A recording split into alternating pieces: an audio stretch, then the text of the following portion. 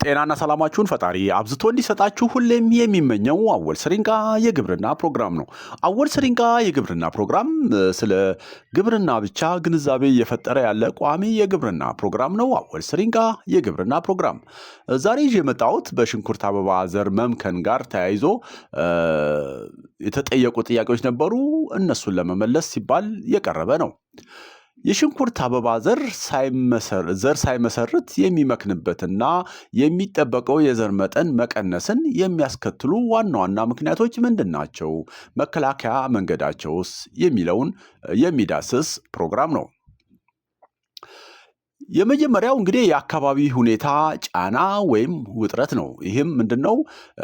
እንደ ከፍተኛ ሙቀት መጠንና ድርቀት ወይም ድርቅ ሲኖር የእርጥበት መለዋወጥ እና ደካማ የንጥረ ነገር ስርዓትን ሲኖር ስትረስ ይገባል ወይም ውጥረት ውስጥ ይገባል ሽንኩርት ማለት ነው፣ በተለይ በአበባ ወቅት።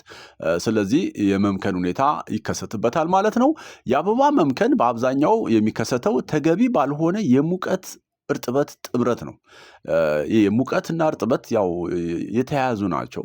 ሙቀት እየጨመረ ሲመጣ እርጥበቱ እየቀነሰ የሚሄድበት ሁኔታ አለና የሁለቱ መጠን በጣም ከፍና በጣም ዝቅ ማለት ጋር ተያይዞ የሚፈጠሩ ፍላክቹዌሽን የአበባ ምክነትን ሊያስከትል ይችላል።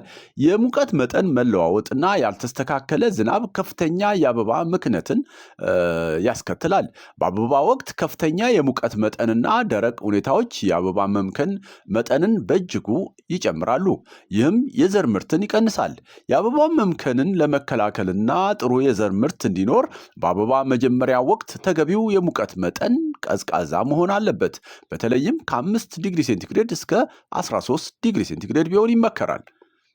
ከዚያም በእድገት ወቅት ሞቃታማ የሙቀት መጠን በተለይም ለመብቀል ከ10 እስከ 20 ዲግሪ ሴንቲግሬድ ቢሆን በጥሩ ሁኔታ የዘር መድረስን ለመፍጠር ደግሞ ከ20 እስከ 30 ዲግሪ ሴንቲግሬድ ባለው ውስጥ ቢሆን ይመረጣል። አበባ ከጀመረ በኋላ ከፍተኛ ሙቀት ለምሳሌ ከ25 እስከ 30 ዲግሪ ሴንቲግሬድ ከሆነ የአበባ ዘንግ ማደግን ሊያደናቅፍ ወይም የአበባ መምከንን ሊያስከትል ይችላል። የአበባ ስርጭት ሂደትና የዘር እድገት ይሄም አንዱ ተጽዕኖ የሚያደርግ ነው ለአበባ መምከን ማለት ነው። በአበባ ወቅት ጥሩ የፀሐይ ብርሃን ያላቸው ደረቅ ሁኔታዎች ለአበባ ብናኞች እንቅስቃሴ ለምሳሌ ንቦች ማለት ነው። ያው በንቦች አማካኝነት ነው። በነገራችን ላይ በቀደመው የቪዲዮ ላይ ለመግለጽ ሞክሬያለሁ። ንቦች በጣም ወሳኝ ናቸው ለሽንኩርት አበባ ስርጭት ማለት ነው እና ንቦች እጅግ አስፈላጊ ናቸው። ንቦች እንዲንቀሳቀሱ ደግሞ ይህ ዝናብ መኖር የለበትም። ይሄ ዳመና ምናምን መሆን የለበትም። የፀሐይ ብርሃን መኖር አለበት። በዛ ወቅት ላይ ነው በተለይ ጠዋት ከ4 ሰዓት እስከ 6 ሰዓት ባለው ጊዜ ውስጥ የሚንቀሳቀሱበት ሰዓት ላይ ነው። በዚህ ደረጃ ከፍተኛ የሙቀት መጠን የአበባ መምከን ወይም ያልተለመደ እድገትን በቀጥታ ሊያስከትል ይችላል። እንደ አጠቃላይ ተፈላጊ የሆነውን የሙቀት መጠን ማምጣት የሚቻለው የምንዘራበትን ጊዜ በማስተካከል ብቻ ነው። ሌላው ደካማ የአፈር ንጥረ ነገርና ለምነት ሁኔታ ነው። ዝቅተኛ የአፈር ለምነት መጠን ካልተመጣጠነ የማዳበሪያ አጠቃቀም ጋር ተዳምሮ ደካማ የእጽዋት እድገትና ደካማ አበባ ያስከትላል። ሌላው የውሃ አጠቃቀም ችግሮች ነው። ይህም አንዱ ችግር ፈጣሪ ነው። በአበባ ወቅት ተገቢ የመስኖ ውሃ አጠቃቀም አለመኖር ወይም የውሃ እጥረት ጫና የአበባ መምከንን ሊጨምር ይችላል። ሌላ የተባይና በሽታ ችግሮች ነው። ይሄም ትልቅ ጉልህ የሆነ አስተዋጽኦ ያለው ነው ለአበባ መምከን ማለት ነው። የሽንኩርት ትሪፕስ ዋና መንስኤ ሲሆን የአበባ ግንዶችንና አበቦችን በመጉዳት ከ10 እስከ ችላ ካልነው እስከ 85% የምርት ኪሳራ ሊያስከትል ይችላል። ሌላው ፓውደሪ ሚልዱ የሚባለው የፈንገስ በሽታም ነው። ይሄኛውም ሌላኛው ችግር ፈጣሪ ነው። ተገቢ ያልሆኑ ዝርያዎችንም መጠቀም ይሄ ምንድነው? ሽንኩርት የሽንኩርት ዘር የምናለማበት አካባቢ ምንመርጠው ዝርያ ትክክለኛ ነው ወይ? እኛ ላለንበት አግሮ ኢኮሎጂ ተብሎ የተለቀቀ ነው ወይ? ከዚህ በፊት ተፈትሿል ወይ? የሚሉትን ነገር ልናይ ይገባል። ስለሆነም የአበባ መምከንን እንግዲህ በተለያዩ ምክንያቶች ይከሰታሉ ብዬ ከላይ ገልጬላችኋለሁ። ለመከላከልስ ምንድነው ማድረግ ያለብን? ከላይ ከተጠቀስኳቸው ጋር የተያያዙ ሆነው እሱን ደግሞ እናያለን። ተገቢ የሆነ የመትከያ ጊዜ ልንመርጥ ይገባል። ቅድም ለመግለጽ ሞክሬያለሁ። የሚፈለገውን የሙቀት መጠን ጋር ለማዛመድ ተከላ የምንጀምርበትን ወቅት ጥንቃቄ ልናደርግ ይገባል። በመስከረምና ጥቅምት ወር ላይ የእናት በልብ መትከል የአበባውን ጊዜ ከጥርና የካቲት ቀዝቃዛና ደረቅ ወራት ጋር ያስተካክላል። ይህም ከፍተኛ የዘር ምርት ለማግኘት በጣም ጥሩ ነው። ስለሆነም የአበባው ወቅት ከፍተኛ ሙቀት እንዳያገኘው የምንተክልበትን ጊዜ ልናስተካክል ይገባል። እንዲሁም በተክሎቹ መካከል ውድድርን ለመቀነስ ተገቢውን ክፍተት ልንጠቀም ይገባል። ሌላኛው መፍትሄ ደግሞ ትክክለኛ የሆነ የንጥረ ነገር ስርዓትን ልንዘረጋ ይገባል። ቅድም ጠቅሼላችኋለሁ። በደካማ ለምነቱ ደካማ የሆነ እና በአበባ ጊዜ የሚያስፈልጉ ንጥረ ነገሮች በአፈር ውስጥ አለመኖር ለአበባ ምክንያት ያጋልጣል ብያችኋለሁ። ስለሆነም እንደ ቦረን፣ ካልሲየም እና ፖታሲየም ያሉ ቁልፍ ንጥረ ነገሮች እጥረት የአበባ መምከንን ወይም መውደቅን ሊያስከትል ይችላል። የተመጣጠነ ማዳበሪያ መጠቀም በጣም አስፈላጊ ነው። ይህም ከመጠን በላይ ናይትሮጅንን ልናስወግድ ይገባል። ምክንያቱም ከአበባ ይልቅ የቅጠል እድገትን ስለሚያበረታታ። ማለት የናይትሮጅን መጠን በጨመርን ቁጥር የቬጂቴቲቭ ፓርቱን ነው የቅጠሉን ነው ሞር የሚያጎለብተው እንጂ የአበባ ሂደትን ዲሌይ የማድረግ የማዘግየት ነገሮች ሊኖሩ ይችላሉና ይህን ከመጠን በላይ ናይትሮጅንን እንዳንጠቀም ጥንቃቄ ልናደርግ ይገባል።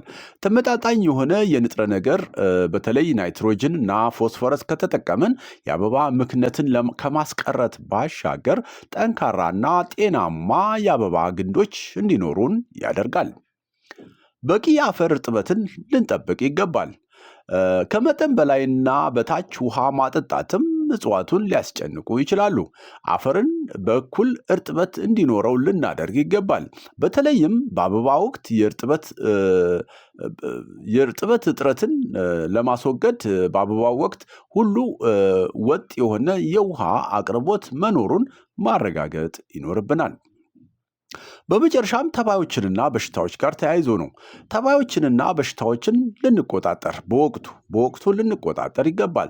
እንደ ትሪፕስ ያሉ ተባዮች ለአበባ መምከን ወይም መውደቅ ዋና መንስኤ ናቸው እና በተገቢው ስልቶች ልንቆጣጠራቸው ይገባል። ተገቢ የሆኑ ጸረ ተባይ መድኃኒቶችን እና ባህላዊ ልምዶችን አቀናጅቶ በመጠቀም ትሪፕስን ልንቆጣጠር ይገባል። በአበባ ወቅት ርጭት ማድረግ ካለብን በማሳው ላይ ካለው ሽንኩርት 75 በመቶ ካበበ በኋላ ቢሆን ይመከራል። ይህንም ማድረጋችን ምንድነው? በምንረጭበት ሰዓት በኬሚካል ርጭት ምክንያት ልናጣ የምንችለውን ለመቀነስ ይባል። ስለሆነም ለትሪፕስ ካራቴ ወይም ዳይሜቶትን መርጨት ይቻላል። ሆኖም ግን በአበባ ወቅት በጣም ሴንሲቲቭ ስለሆነ ጥንቃቄ ልናደርግ ይገባል። ከመጠን አኳያ ሊሆን ይችላል። እንደዚሁም ደግሞ መርጨት በሚገባን ሰዓት መሆን አለበት ማለት ቅድም እንደጠቀስኩላችሁ የሽንኩርት በማሳችን ላይ ያለው የሽንኩርት መጠን 75 በመቶ አበባ ማበቡን ማረጋገጥ አለብን እና ቢያንስ በኬሚካሉ ችግር 25%ን ብናጣ ይሻላል ማለት ነው እና ይህን ጥንቃቄ ልናደርግ ይገባል። ሌላው ፓውደሪ ሚልዲው የሚባለው ነው። ይህም የፈንገስ በሽታ ነው። ለዚህ ደግሞ እንደ ሪዶሚል ወይም ማንኮዜም አይነት ፈንግሳይዶችን መጠቀም ይቻላል። በነገራችን ላይ ኬሚካሉን ለመርጨት እጅግ በቃ ከወሰንን ምንረጭበትንም ሰዓት ታሳቢ ልናደርግ ይገባል። ቅድም ለመጥቀስ ሞክሬያለሁ። ንቦች በጥሩ ሁኔታ የሚንቀሳቀሱት ከ3 ሰዓት እስከ 6 ሰዓት ባለው ጊዜ ውስጥ ነው። ፀሐያማ የሆነበት ወቅት ላይ ቱር ያደርጋሉ፣ አበባውን ይቀስማሉ። በዛው የፈርቲላይዜሽን ፕሮሰሱን የፖለን ስርጭቱን በዛው ያሳልጣሉ ማለት ነው። በዛ መንገድ ዘር ምስረታው ይቀጥላል ማለት ነው። ስለዚህ እነሱ የሚንቀሳቀሱበትን ሰዓት ታሳቢ ማድረግ አለብን ለመርጨት ስናስብ ስናቅድ ማለት ነው። እና በይበልጥ የሚመከረው በፀሐይ መግቢያ ወቅት ላይ ከ10 ሰዓት በኋላ ሊሆን ይችላል፣ ከ11 ሰዓት በኋላ እንደ ማሳችን ቅርበት በማታ ላይ ቢረጭ የተሻለ ይሆናል። በዛ ሰዓት ንቦች ወደ ቤታቸው ስለሚገቡ አንደኛ በሚቀጥለው ቀን እስከሚመጡ ደግሞ የረጨነው የራሱ የሆነ ጉዳቱን ሊቀንስ ይችላል እና ያንን ሰዓት በአግባቡ ልንጠቀም ይገባል ማለት ነው። ወደ ማታ ላይ ብንረጭ ለምሳሌ ማለት ነው። አወል ሰሪንቃ የግብርና ፕሮግራም እንግዲህ እንዲህ እያለ ይቀጥላል። ይሄ ዛሬ ፕሮግራም ከተከታታዮቼ በተጠየቀው ጥያቄ መሰረት የቀረበ ነው። በቀጣይ ደግሞ በሌላ ርዕስ እመጣለሁ። ጥያቄ ያላችሁ ኮሜንት ላይ አስቀምጡ። እኔም ሆንኩ ከኔ በተሻለ ደረጃ ደግሞ ኤክስፐርት የሆኑ በጣም በርካታ የሀገራችን ባለሙያዎች አሉ። እነሱም ኮሜንታችሁን አይተው ምላሽ ሊሰጧችሁ ይችላሉ። እንደዚሁም ደግሞ የእናንተ ጥያቄ የብዙሃኑ ሊሆን ስለሚችል በኮሜንት ላይ ተቀምጦ በፕሮግራም መልክ ምላሽ ይሰጥበታል ማለት ነው። አወል ሰሪንቃ የግብርና ፕሮግራም እንደተለመደው በመጨረሻም ለሀገራችን ሰላም ይመኛል። ሀገራችን ከዳር እስከ ዳር ሰላሟ ብዝት ይበል። አሜን። ቻው